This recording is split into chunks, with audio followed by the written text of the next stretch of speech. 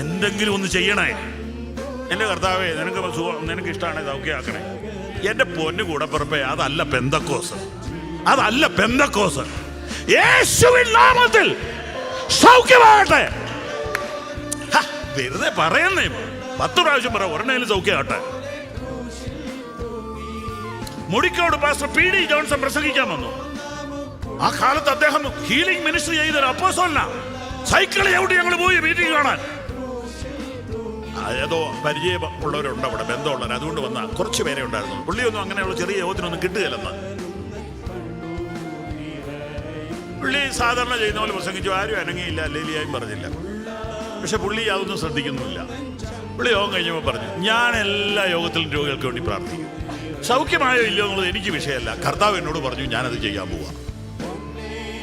പുള്ളി അന്ന് രോഗികൾക്ക് വേണ്ടി പ്രാർത്ഥിച്ചു. അന്ന് അവിടെ സൗഖ്യം നടന്നു. നമ്മളൊന്ന് കൈവെക്കാതെ ദൈവത്തിന് വല്ലതും ചെയ്യാൻ പറ്റുമോ? നീ ഒന്ന് വടി നീട്ടാതെ ചെങ്കടൽ വിഭജിക്കുവോ? ഇന്ന് രാത്രി ആരുണ്ട് കൈയൊന്നും നീട്ടാൻ?